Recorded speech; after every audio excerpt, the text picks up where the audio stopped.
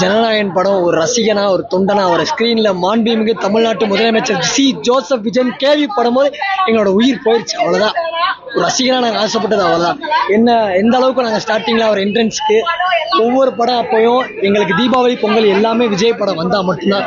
Childhood end of the இயரா எல்லாமே முடிஞ்சு பக்க வேதனையா இருந்தாலும் கண்ணெல்லாம் அப்படியே கலங்குது. எல்லாம் கண்ட்ரோல் பண்ணிட்டு அப்படியே வீட்டுக்கு போறோம். வீட்டுக்கு போக மனசே இல்லை. இனிமே அவர் இல்லாத ஒரு சினிமாவை எப்படி இருந்து நம்ம பாக்குறதுன்னு யோசிக்க கூட முடியல. நல்ல டைரக்டர்னு நிரூபிச்சிட்டாரு. அது போதும் எங்களுக்கு. படம் நல்லா தான் இருக்கு. சூப்பரா இருந்துச்சா? பாருங்க, கண்டிப்பா பாக்கணும். ஓகே, கண்டிப்பா அந்த படம் வந்து எலெக்ஷனுக்கு முன்னாடி வந்திருந்தா இன்னும் நல்லா இருந்திருக்கும்.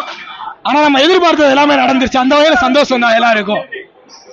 ப்ரோ உண்மையே படம் வேற லெவல் ப்ரோ. நாங்க எதிர்பார்த்த ஒண்ணு உள்ள தளபதி நடிச்சது வேற மாதிரி இருந்துச்சு. உண்மையிலே அவர் எங்க குடும்பத்துல ஒரு ஆளா நாங்க பாத்துருக்கோம். எங்க அண்ணனா எங்க அப்பாவா ஒரு ஸ்தானத்துல அவர் நாங்க பாத்துருக்கோம். இப்ப அவர் உண்மையிலே அவர் இந்த சினிமா விட்டு போறது உண்மையிலே ரொம்ப வேதனையா தான் இருக்கு. படம் சூப்பரா இருக்கு. கிளைமேக்ஸ் எல்லாம் அழுக வச்சுட்டாங்க. கிளைமேக்ஸ்ல எல்லாமே கண்டிப்பா வந்து பாருங்க, ஃபேமிலியோட பாருங்க. எங்க நாட்டுக்கு தேவையான படம், சூப்பர் படம். கண்டிப்பா பாருங்க, எல்லாரும் பாத்துருங்க. பிளாஸ்ட் பிளாஸ்ட் நல்லா இருந்துச்சு. ரொம்ப நல்லா இருந்துச்சு. நல்லா இருக்கு பாருங்க. சூப்பரா இருக்கு. சூப்பரா படம் நல்லா இருக்கு ப்ரோ. அழ வச்சிட்டாங்க. எமோஷனல் ரியல் ஃபேன்ஸுக்குலாம் வந்து ஒரு ஃபீலிங்ஸா இருக்கும். ஆனா கடைசியில வச்சு கொஞ்சம் அள வச்சுட்டாங்க. அது மட்டும் இல்லைன்னா இன்னும் நல்லா இருக்கு. படம் பயங்கரமா இருந்துச்சு. எங்க அண்ணனோட கடைசி படம் இதோட முடிஞ்சுன்றது ரொம்ப வருத்தமா இருக்கு. எதுக்கு வந்து இந்த படத்தை நிப்பாட்டினான்னு இன்னைக்குதான் தெரியுது. 117 தொகுதி ஜெயிச்சிருக்காரு. இந்த படம் முன்னாடியே ரிலீஸ் ஆயிடுச்சுன்னா 234 தொகுதி எங்க அண்ணன் தான் இருப்பாரு. அவ்வளவுதான். இதுதான் கடைசி வேற மாதிரி வேற செம்மையா இருந்துச்சு. சின்ன லாக் கூட இல்ல படத்துல. லியோட நல்லா இருந்துச்சு. ப்ரோ ரிலீஸ் ஆன படத்தை ஏன் பார்க்க போறீங்கன்னு கேட்டாங்க. இனிமே இந்த படத்தை உலகமே பார்க்க போகுது. படம் உண்மையா வேற லெவல்ல இருக்கு ப்ரோ. இன்னொன்னு என்னன்னா, தமிழ்நாட்டுக்கு அடுத்து ஒரு பிரச்சனை வரப்போறதுன்றத படத்துல ஒரு மெசேஜா சொல்லியிருக்காங்க. தமிழ்நாட்டு மக்கள் முழிச்சுக்கோங்க, விழிச்சுக்கோங்க, அவ்வளவுதான். படம் நல்லா இருக்கு ப்ரோ. சூப்பரா இருக்கு. எல்லாரும் தியேட்டர்ல பாருங்க ப்ரோ. தியேட்டர்ல பாருங்க ப்ரோ. எலெக்ஷனும் நாங்க தான், கலெக்ஷனும் நாங்க தான். ப்ரோ ஆல்ரெடி லீக் ஆன படம் 500 கோடி போய் பாத்திருக்கீங்களா? படத்தை பார்க்கல, தெய்வத்தை பார்க்க வந்திருக்கோனே. சூப்பரா இருக்கு. Super super bro. செம்மையா அவ்வளவுதான் ப்ரோ, முடிஞ்சு. Super bro. Nice bro, very nice. சூப்பரா இருக்கு படம். நல்லா இருந்துச்சு. சூப்பரா இருக்குண்ணே படம். ஃபர்ஸ்ட் ஹாஃப் சரி, செகண்ட் ஹாஃப் சரி, போரே அடிக்கல. செலிப்ரேஷனுக்கு சோளமெல்லாம். ஆனா முடிஞ்சு சைல்ட்ஹுட் முடிஞ்சு படம் வந்து செமையா இருக்கு. நல்லா வைப்பா இருந்துச்சு. நல்லா இருந்துச்சு. செம்மையா இருக்கு. சூப்பரா இருக்கு. நல்லா இருக்கு. எனக்கு அவ்வளவு லாங்குவேஜ் தெரியாது. நான் கேரளான்னு வந்திருக்கேன். ஸோ அதனால பாடம் செம்மையா இருந்துச்சு. இங்க வா, இங்க வா. இந்த பொண்ணு கேட்க நல்ல தமிழ் பேசுவேன். இல்ல ஒரு மாதிரி கடைசியில முடிக்கும் போது கொஞ்சம் கஷ்டமாயிருச்சு அவரோட லாஸ்ட் படம்னால. ஆமா, நானும் பயங்கரமா அழுதுட்டேன். ஆனா படம் நல்லா இருந்தது, ரொம்ப நல்லா இருந்தது. ஆனா விஜயோட கடைசி படம் நினைக்கும் போது தான் கொஞ்சம் கஷ்டமா இருக்கு. அவர் நடிச்சா நாங்க எவ்வளவு நாளும் பார்க்க ரெடி தான். வேற யார் படமும் பார்க்க இன்ட்ரெஸ்ட் இல்ல. இனிமே யாரோட FDFSக்கும் நாங்க வரவும் மாட்டோம். நான் இனிமே வர்றது கடைசி FDFS தான். எனக்கு லாங்குவேஜ் தெரியாது. மலையாளினால லாங்குவேஜ் பேச தெரியாது. நான் கேரளான்னு டிராவல் பண்ணி வந்திருக்கேன். ஒரு 8 hours டிராவல் பண்ணி வந்திருக்கேன். ஆமா, இந்த இல்ல இங்கதான் பாக்கணும், ஃப்ரெண்ட்ஸ் கூட பாக்கணும்னு சொல்லிட்டு. செம்மையா இருக்கு. சூப்பரா இருக்கு. என்ன சொல்றது தெரியல. சூப்பரா இருக்கு. அந்த வைபுக்காக தான் வந்து இங்கதான் வைப் பண்ணணும்னு சொன்னா இங்கே கிளம்பி வந்துட்டேன். ஃப்ரெண்ட்ஸ் எல்லாம் இங்க தானே இருக்கோம். அதனால ஃப்ரெண்ட்ஸோட என்ஜாய் பண்ணுவோம். படிச்ச கலசுங்க தான் படிச்சேன். சோ அதனால இங்க வந்துட்டேன். அப்படியே கிளம்பி வந்துட்டேன். சூப்பரா இருக்கு. என்ன பிடிச்சிருக்கு? என்ன சொல்றாங்க? எல்லாரும் பிடிச்சிருக்கு. கடைசி வரும்போது எல்லாம் அழுதுட்டேன். அது விஜயனோட லாஸ்ட் படம்னால ஒரு மாதிரி கஷ்டமாயிருச்சு. கேரளாவோட அடாப்டட் சன்னு சொல்லுவாங்க விஜய. பிகாஸ் ரொம்ப லவ் பண்ணுவாங்க நாங்க எல்லாரும். நல்லா இருந்துச்சு. தேங்க்யூ. சின்ன வயசுல இருந்து அவரை பார்த்துதான் வளர்ந்தோம். அவர் போற ஷர்ட் வாங்கணும், அவர் போடுற மாதிரி கர்ச்சீஃப் கலர்ல போட்டோம். அவரை பார்த்துதான் வளர்ந்தோம். இனிமேல் நாங்க என்ன செய்ய போறோம், என்ன பண்ண போறோம்ன்றது தெரியல. ஆனா ஒரு ரசிகனா, ஒரு முதலமைச்சராக அவரை உட்கார வச்சிட்டோம். மேலும் மேலும் அவருக்கு மக்கள் தேவைகளை சமமா, பிறப்புக்கும் எல்லா உயிருக்கும், படத்துல சொன்னது மட்டும் இல்ல, ரீல்லையும் சரி ரியலையும் சரி, பிறப்புக்கும் எல்லா உயிருக்கும் அனைவரும் எல்லாருமே சமம் தான். டைட்டில் கார்டுல வந்துட்டு சிஎம் போட்டது. ஆமா, ரொம்ப ஒரு ரசிகனுக்கும் அந்த ஃபீல் வந்து ரொம்ப ரொம்ப தனி. அந்த ஒரு சந்தோஷம் ஒரு அடிமட்ட ஒரு தொண்டனுக்கும் ஒரு உண்மையான அணில் ஒரு ரசிகனுக்கு மட்டும்தான் கிடைக்கும். தமிழ்நாட்டு முதலமைச்சர் ஜோசப் விஜய்ன்னு சொல்லும் போது பாதி பேர் கண்ணெல்லாம் கலங்கிருச்சு. அந்த ஒரு எமோஷனல் அது ஒரு ஹியூமன்ஸ்க்கு வருதுன்னா அது விஜய் மட்டும்தான். அவர் ஒரு எல்லாருக்கும் எங்களுக்கு ஒரு அண்ணன்ற ஒரு ஸ்தானத்தில் ரொம்ப அழகாக எங்களுக்கு இந்த படம் பண்ணி கொடுத்துருக்காரு. ரொம்ப அருமையாக வந்திருக்கு. ஃபேமிலியோடு எல்லாரும் போய் பாருங்கள். இந்த ஒரு சீன் கூட எந்த இடத்துலையும் லேக் ஆகலை, சூப்பராக பண்ணியிருக்காங்க. விஎஃப்எக்ஸ் மெயினாக விஎஃப்எக்ஸ் தான். ஸ்க்ரீன் பிளே அவ்வளோதான். இவ்வளோ நாள் கொண்டாடி உற்சாகமாக கொண்டாடின ஒரு தலைவர் இனிமே அவர் திரையில பார்க்க முடியாதுன்னு நினைக்கும் போது மனசு ரொம்ப ஒரு ஆழ்ந்த வருத்தத்தோடு தான் இருக்குது. இருந்தாலும் மேலும் மேலும் அவர் ரியல் லைஃப்பில் முதலமைச்சராக அவர் மக்கள் பணியில் ஈடுபடுவார்னு நாங்கள் நம்புகிறோம். சந்தோஷம். திரையில இனிமே அவரை பார்க்க முடியாது, ஆனா எப்பவுமே எங்க மனசுல இருப்பாரு அவரு. இப்ப சிஎம் ஆயிட்டாரு, ரொம்ப சந்தோஷம். ஆனா அன்றும் இன்றும் என்றும் என்றென்றும் அவர் எங்களுக்கு தளபதி தான், இளைய தளபதி தான். அது யார் நினைச்சாலும் மாற்ற முடியாது, எந்த ஸ்டாலின் சார் நினைச்சாலும் மாற்ற முடியாது. அது கடைசி படம்னு அதுவும் ஒண்ணு மனசுல இருக்கும். இன்னொரு படம் கடைசி படம் சந்தோஷமா என்ஜாய் பண்ணணும்னு இருக்கும்.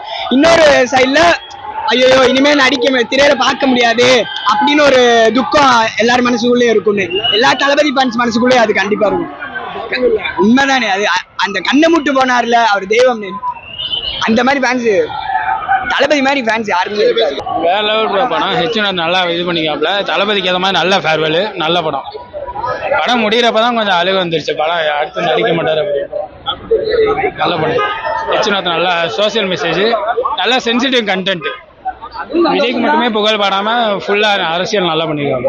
படம் உண்மையில செம்ம அல்டிமேட்டா பிளாக் பஸ்டர் அடிக்கணும் சொல்லலாம் ப்ரோ. அதாவது ஆக்சுவலி நான் வந்து இந்த படத்துல இங்கே இப்போ தேட்டரில் பார்க்குற விட நான் ஆன்லைன்லேயே வந்து பார்த்துட்டேன். படம் கண்டிப்பாக வந்து ஒரு கிரைம் த்ரில்லர், ஒரு ஹாலிவுட் படம் மாதிரி கடைசி வர கிளைமேக்ஸ் வர ஃபுல்லாகவே ஒரு ஃபைட் சீனாகவே இதாக இருக்கும் ப்ரோ. நல்ல ஒரு ஃபேமிலி ஆடியன்ஸ்க்கும் சரி, இந்த மற்றவங்களும் சரி, நல்ல ஒரு ஸ்பெஷல் படமாக ஒரு ஆக்ஷன். தளபதி நம்ம தளபதி சிஎம் விஜயோட படம் வந்து ஒரு ஸ்பெஷல் படமாக இருக்குன்னு நம்பலாம் ப்ரோ. கண்டிப்பாக ஆமா ப்ரோ. இப்போ கரண்டி அந்த படம் வந்து இப்போ சிஎம் ஆருக்கு முன்னாடி வந்த சீன்ஸ் வந்து இப்போ வந்து ஃபர்தராக இப்போ சிஎம் ஆனதுக்கப்புறம் இந்த கோர்ட் சீன் போட்டிருக்கு, அதை வந்து சேஞ்சஸ் பண்ணியிருக்கா சொல்கிறாங்க. ஸோ அதனால இந்த சம்பவம் பண்ணுறது அதை வந்து கண்டிப்பாக அந்த சீன் ஏதாச்சும் அல்டிமேட் பண்ணி ஏதாவது போட்டிருப்பாங்கன்னு அந்த மாதிரி இருக்கும் ப்ரோ. கண்டிப்பாக இருக்கா, எக்ஸ்பெக்ட் பண்ணலாம். அதுதான் பார்க்க போகிறேன், ஏதோ பார்க்க போகிறேன்.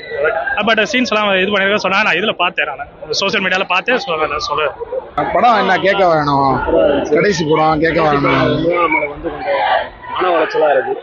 கொஞ்சம் வந்து இன்னும் நம்ம படம் நிறையா பண்ணாருன்னா கொஞ்சம் நல்லா இருக்கும். இந்த அதுக்கு மட்டும் ஏதாவது பண்ணாருன்னா நல்லா இருக்கும். கடைசி படம் கடைசியில் அழுக வச்சுட்டு வெளியே அனுப்புறாரு. அந்த நிமிஷம் இன்னொரு படம் நல்லா பண்ணா நல்லா இருக்கும்னு தான் தோணும். ஆனால் அண்ணன் முதலமைச்சர் ஆகிட்டார், அதனால வந்து மக்களுக்கு நல்ல பண்ணி செய்யணும்ன்றதுக்காக நாங்கள் அண்ணனை வந்து விட்டு கொடுக்குறோம். மக்களுக்காக நாங்கள் அண்ணனை விட்டு கொடுக்குறோம். எங்கிட்ட இருந்து நாங்கள் மக்களுக்காக அண்ணனை விட்டு கொடுக்குறோம். வருத்தம் தான். எல்லாருமே நாங்கள் அழுது தான் வந்தோம் வழியா.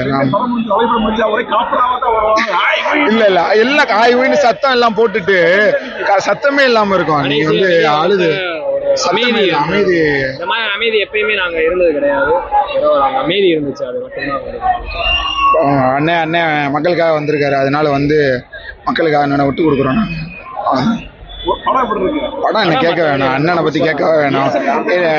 கடைசி படம் ஃபேர்வெல் படத்தினால எல்லா எலிமெண்ட்ஸுமே இருந்துச்சு. ஃபேர்வெல் படம்ன்றதுக்காக ஃபேன்ஸ் வந்து எந்த அளவுக்கு நம்ம குஷி கொடுத்தணுமோ ஃபேன்ஸுக்கான ஒரு ட்ரீட்டா இருந்துச்சு.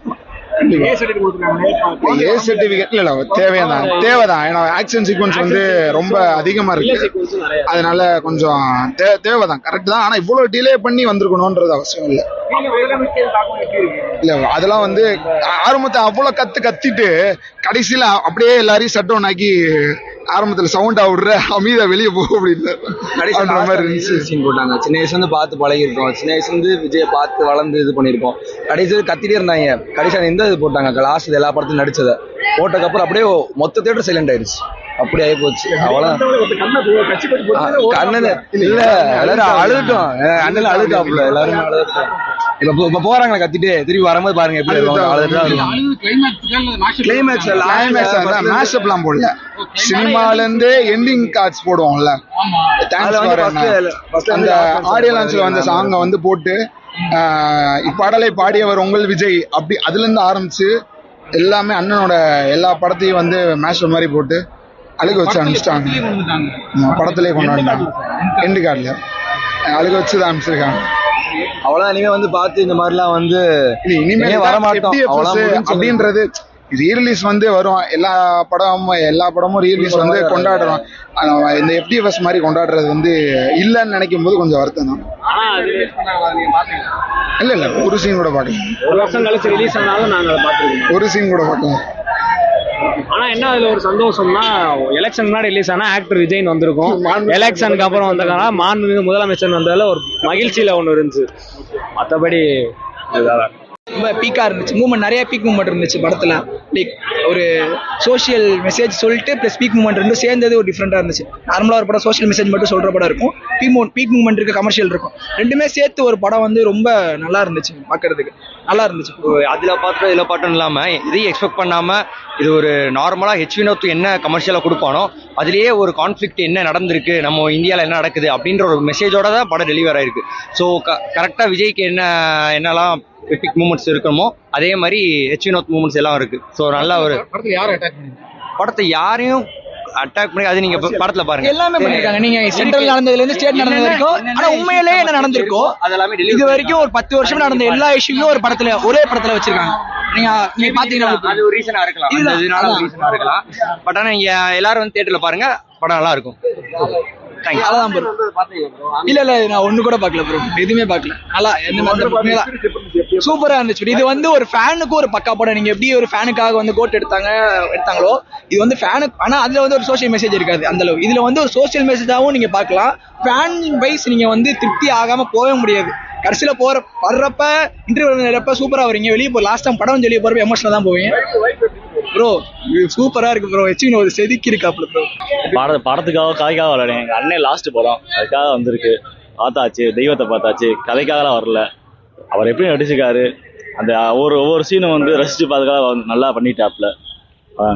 எல்லாம் இப்ப தளபதி படம் முடிஞ்ச ஒரு காப்பராவா வரும். இந்த படம் முடிஞ்சல எல்லாரும் லாஸ்ட் அண்ணன் லாஸ்ட் படம் இந்த மாதிரி ரிலீஸ் தான், இதே ரிலீஸ் தான் பார்ப்பேன்.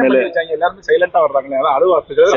அதான் சில பேர்ல அதான் ஒரு அங்கேருந்து வரமோ நல்லா வர்றோம், ஜாலியா வர்றோம். உள்ள வந்து லாஸ்ட் படம் அழுக வருது, நடிக்க மாட்டாப்ல. அடுத்து அப்புறம் ரீலீஸா ஓடிட்டே இருக்கு. இது திருப்பாச்சி வருது, அடுத்து ரீலீஸா ஓடிட்டு இருக்கு. நீங்க படம் பார்க்க முடியாது. இன்னொரு ட்விஸ்ட் என்னன்னா, யாருமே எக்ஸ்பெக்ட் பண்ணாத ஒன்று வச்சிருந்தாங்க. கடைசியில எண்டுன்னு சொல்லிட்டு பிகினிங் போட்டு முடிச்சிட்டாங்க. முடிச்சதுக்கப்புறம் அண்ணன் நடிச்ச எல்லா படத்தோட அந்த ஒரு சீக்வன்ஸை எடுத்து அந்த ஒரு சாங் வந்திருக்கு, உள்ள உசரே நீ கரையாத, அந்த சாங் அதுல போட்டு மேக்கப் பண்ணி ஒரு மாஸ்டர் பண்ணிருந்தாங்க. அது இது வந்து அந்த மொத்தமா எல்லா படத்தையும் வச்சு ஒரு இது பண்ணியிருந்தாங்க. அவ்வளோ நேரம் என்ஜாய். காலில இருந்து நீங்களும் பார்த்துருப்பீங்க, அந்த அண்ணெல்லாம் பார்த்துருப்பாரு, நீங்களும் பார்த்துருப்பீங்க. அவ்வளோ வைப்பா இருந்த பசங்க. சடான அந்த ஒரு இது வந்தோடனே அந்த ஒரு 4 நிமிஷம் அப்படியே தேட்டர் அமைதியாயிட்டேன் எல்லாரும். எனக்கே ஒரு மணி கண்ணுலாம் கலங்க ஆரம்பிச்சிச்சு. ஏன்னா அந்த ஸ்டார்டிங்லேருந்து அப்படியே ஓனா வரப்போ கடைசியாக செலிப்ரேட் பண்ணிடுவோம் அப்படின்ற மாதிரி தான் காலைல ஒரு மைண்ட் செட் வந்துச்சு. திருப்பி வெளியே வரப்போ இதுக்கப்புறம் இந்த மாதிரி ஒரு செலிப்ரேஷன் பண்ண முடியுமா, காலைல 4 மணிக்கு எந்திரிக்க முடியுமா அப்படின்ற மாதிரி ஒரு இதாக இருக்கும். ஓப்பனாக சொன்னால் 10th பப்ளிக் பரிசை கூட நான் 4 மணிக்கு எந்திரிச்சதில்லை. நைட்டு 12 மணி வரைக்கும் இருந்துட்டு காலைல 3 மணிக்கெலாம் அலாரம் வச்சு இருந்து குளிச்சு 4 மணிக்கு இங்கே வந்து இதெல்லாம் இது பண்ணி இப்போ இங்கே வந்து இந்த ஒரு இது பசங்களை ஏற்றி வைக்கிறோம், இதை பார்த்துக்கிறோம் வைக்கிறோம் அப்படின்றத விட அண்ணனுக்கு ஒரு கெட்ட பேர் வந்துடக்கூடாது அப்படின்ற மாதிரி ஒன்று இருக்குது.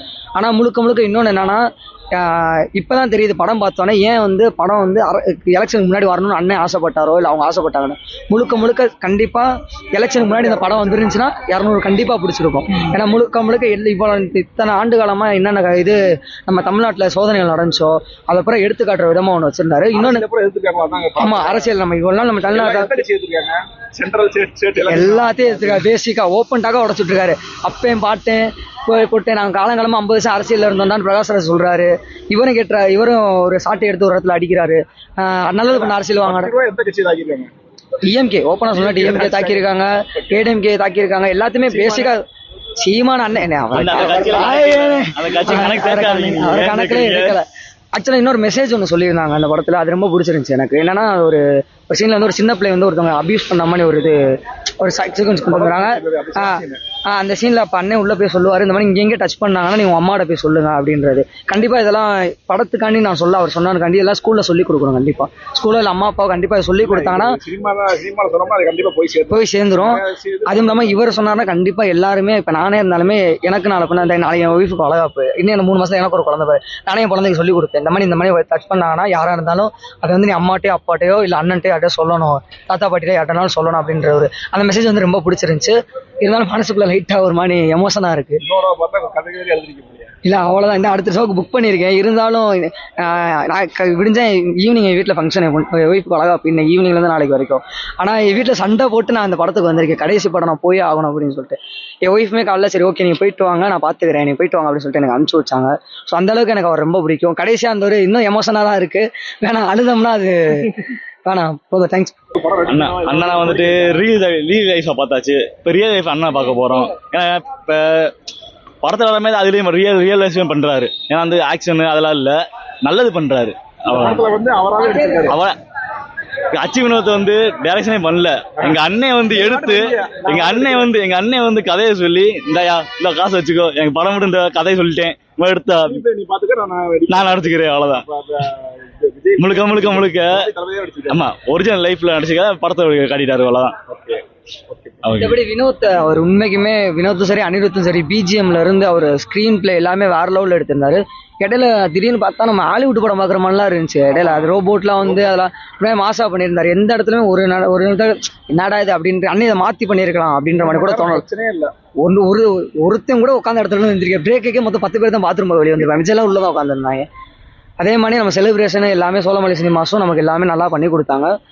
எல்லாத்துக்கும் ரொம்ப இந்த நேரத்தில் நான் நன்றி சொல்லிக்கிறேன். எங்கள் அண்ணன் படத்தை இவ்வளோ செலிப்ரேஷன் பண்ண பார்க்க விட்டதுக்கு எல்லாத்துக்கும் நான் நன்றி சொல்லி, முக்கியமாக சோழமலை சினிமாஸ் எங்கள் அண்ணன் எல்லாத்துக்கும் அவர் நன்றியை தெரிவிச்சுக்கிறேன்.